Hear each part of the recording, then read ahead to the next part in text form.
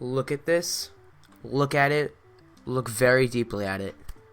I know I addressed this with the Q&A for 200 subscribers, but the feedback you guys are giving me on the Elements of Disharmony video, they're insane. So what I'm going to do today is I'm going to take a deeper look at some of the comments you guys left on the video. So let's take a little bit deeper look, shall we? I'm pretty sure that's the title of the video. So here's the first comment I found anyway. This is from Meltrix Geolix Lunar Glare. Now before I talk about anything, this guy's an amazing musician. You should go to his channel right now. It's really cool, trust me. But anyway, he says, very interesting. I've never really thought of that.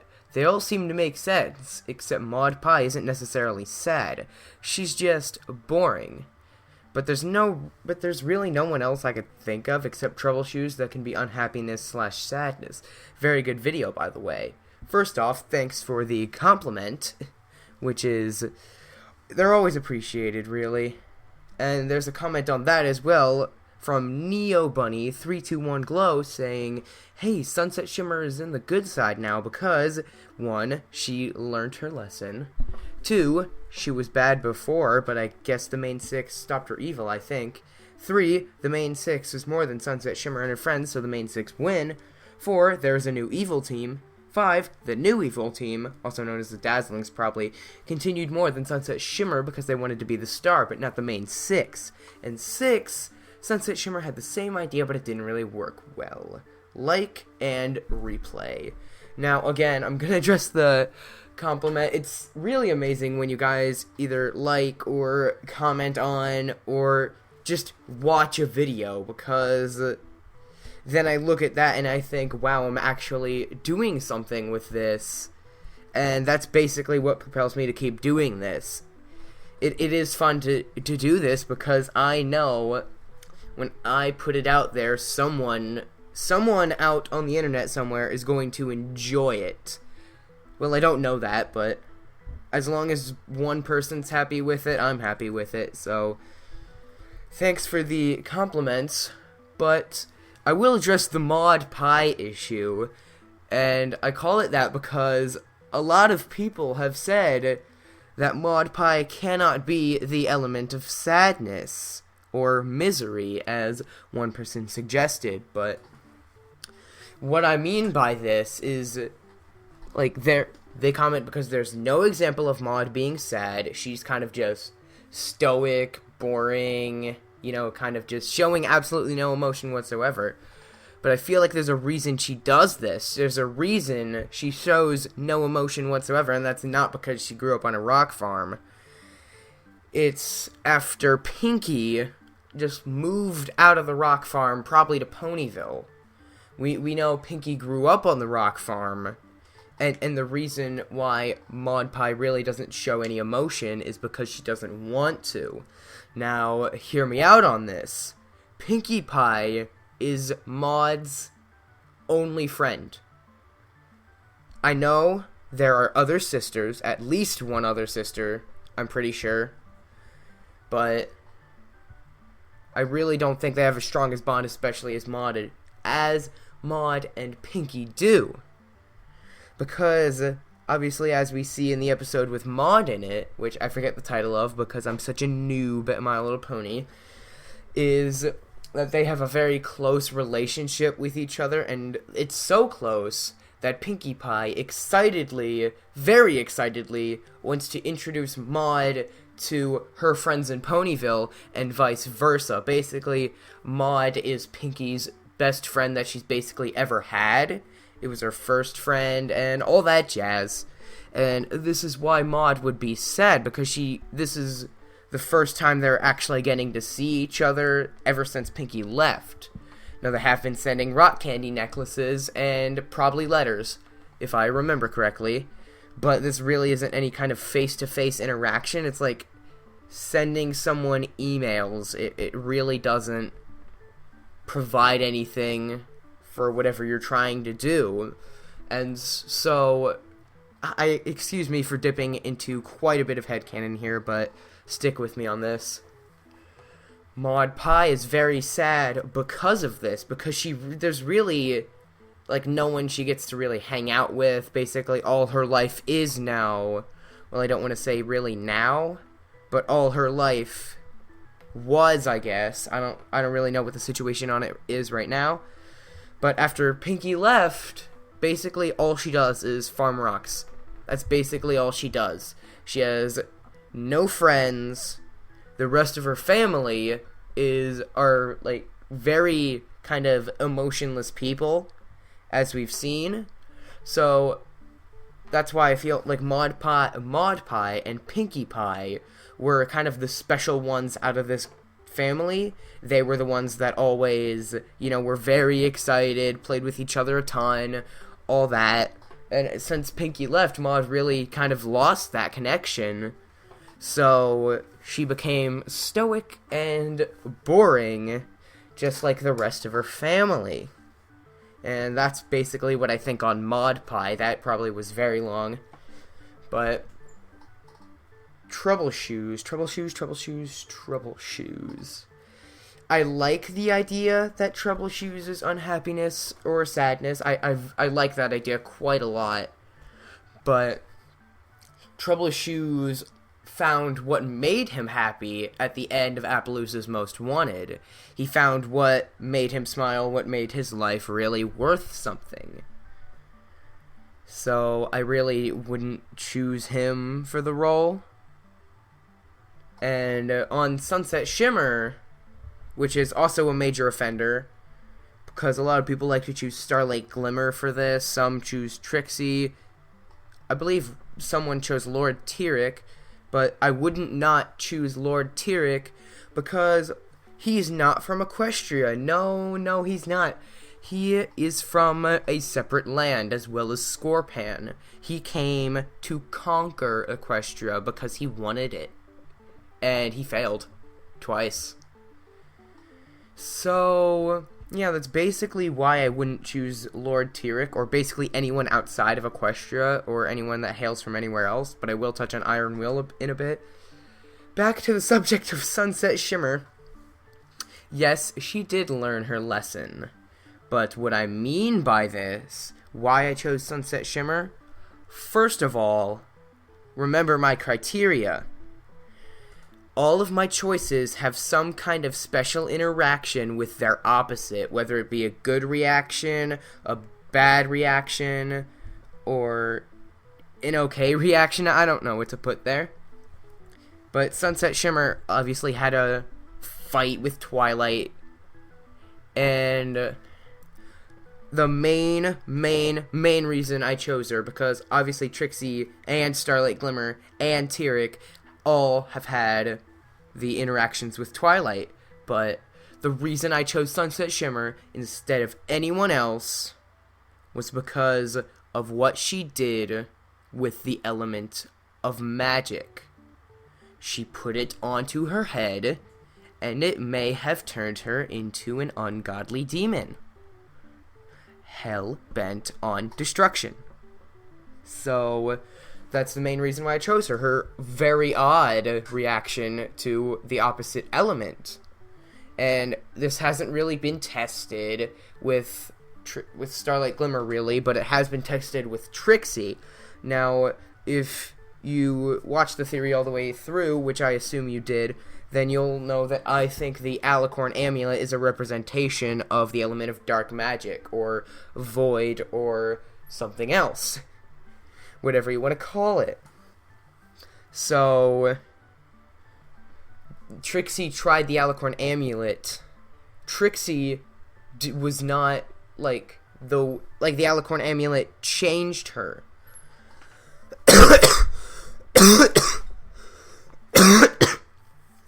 Sorry in that, but the element changed her. Now, say Pinkie Pie just clips on the element of laughter for no apparent reason. That won't change Pinkie Pie at all. She'll just be Pinkie Pie. Obviously, she could fire lasers, but still, she'll just be Pinkie Pie. It won't change her personality or the way she is at all. but it did change Trixie. And that's also why I think the book represents the element of greed, because look at the way it changed Rarity. It completely changed her outlook and gave her special powers. The Alicorn Amulet gave Trixie special powers, just like the book gave Rarity special powers. And yeah, basically that's what I think the elements really do. As I said, like, the element of laughter can fire lasers, which is technically true. But the element of laughter provides other things as well as the other elements of harmony. So that's why I think those are those.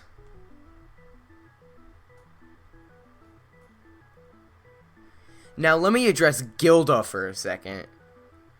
The Element of Disharmony video that I posted was posted before the Lost Treasure of Griffinstone was uploaded, but I'm not gonna use that as an excuse. No, not today. I'm gonna think. And how I think will influence... I don't remember where I was going with that, but it is most likely not Gilda. It is probably... very likely not Gilda, and I don't think it's Spitfire either, because Spitfire never really did anything to betray anyone, and I guess you could say that Spitfire betrayed Soren in the no, it wasn't Wonderbolt's Academy, it was Rainbow Falls, yeah, in Rainbow Falls, but that isn't really betraying him. He was on the injured list. So, Spitfire needed a replacement, so Rainbow Dash was a good choice for that, right? And I know Soren kind of, I believe he did, if I remember correctly, I probably don't, but I believe Soren came off the injured list, and Spitfire still wanted Rainbow Dash, even though Soren was perfectly fine to fly. I don't think I remembered that correctly, but just in case that happened, I haven't seen the episode in a long time, so... just in case that happened, I still don't think it's really betraying Soren or betraying any other members of the Wonderbolts. I really just think that Spitfire really likes Rainbow Dash a lot. And I don't mean that in a love kind of way, because that's creepy. But yeah, I just think she basically wants to give Rainbow Dash that test. Like, having Rainbow Dash compete in this event, that would prove that can Rainbow Dash be a full-time Wonderbolt or not. And I feel like that's why Spitfire kept her on the team, or kept asking her to be on the team. If that even happened, which I don't remember if it did. So who do I think would be it if Gilda and Spitfire aren't? That would be a hard choice, actually. I would say either it hasn't been revealed yet, or it would be Lightning Dust, because Lightning Dust just kind of betrays the Wonderbolt. She kind of betrays Rainbow Dash. She kind of betrays everyone at the Academy. And she lost her leadership status for that, and yeah, that's why I think Lightning Dust would probably be the easiest choice. Yeah. That's why I think Lightning Dust would be the easiest choice for that role. Now, let me address Cranky for a second. Cranky Doodle Donkey. He does not represent sadness at all. He was very sad, very depressed at the beginning of his episode. But he hasn't been since. And I know he's been a really kind of tough donkey. I was about to say tough guy, but he isn't a guy, he's a donkey. He's been a very tough donkey. He's, like, yelled at people before. Yelled at ponies, rather. I keep getting that mixed up. But I really don't think he represents that anymore, because he found, like, what makes him happy. As I would say with Trouble Shoes, he found what makes him happy, which is Matilda. Don't take that the wrong way, please. Now, I got a comment from He Who Must Not Be Named, who says that being the elements of disharmony, there would be only one element, the element of whatever you want, which I interpret as chaos. Now, I do see this as a very potential possibility, because Discord would be a great representative for this element of, I guess, whatever you want. But I really don't feel like Discord would be up to the task anymore of ever fighting against the main six, or Princess Celestia, or generally Equestria, so I really wouldn't say that, but maybe that one element is someone else. Who do I know?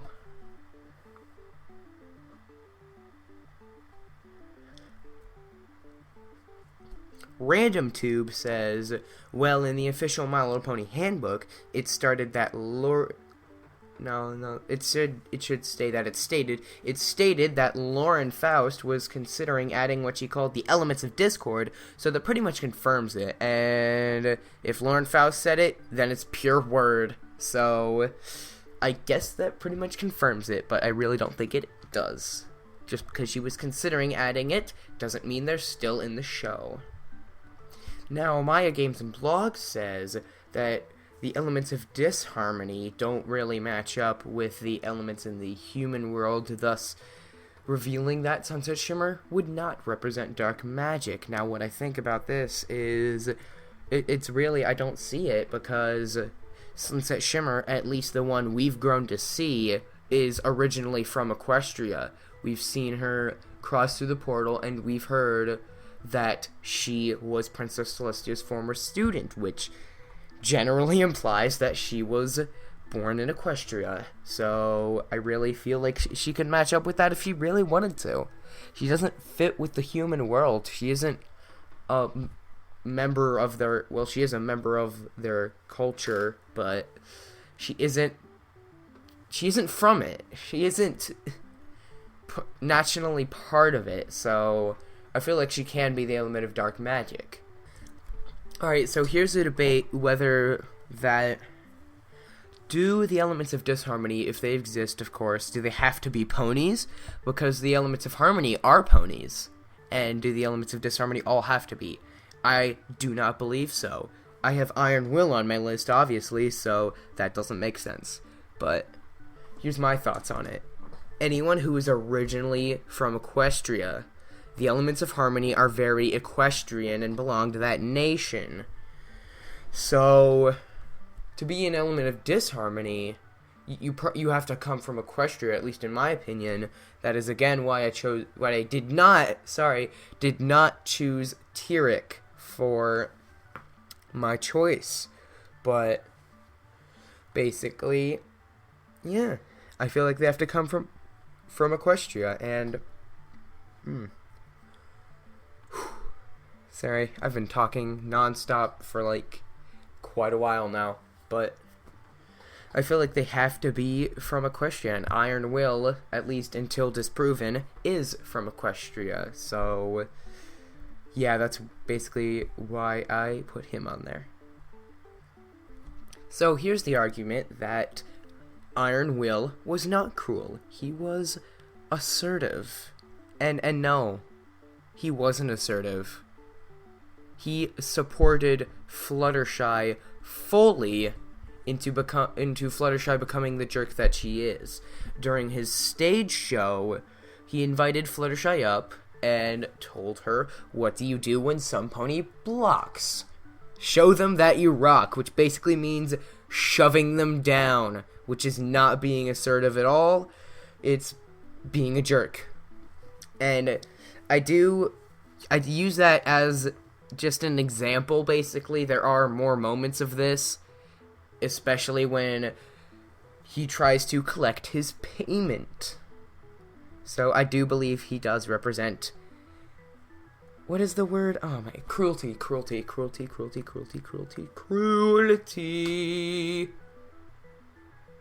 And that about covers it. I really want to thank you guys for your comments. There are over 100 of them, which is insane. I've never had that many comments before, ever. So I really do have to thank you guys for all of the support you put on the video.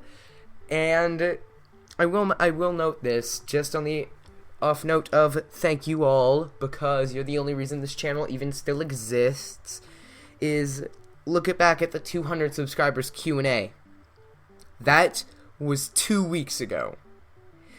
It is 2 weeks from that, as I just said, and we're at over 320. That's 120 in 2 weeks. And I'm not doing the math right now because I don't math, but that I already know that is a lot. So I really have to thank you guys. You're all just amazing.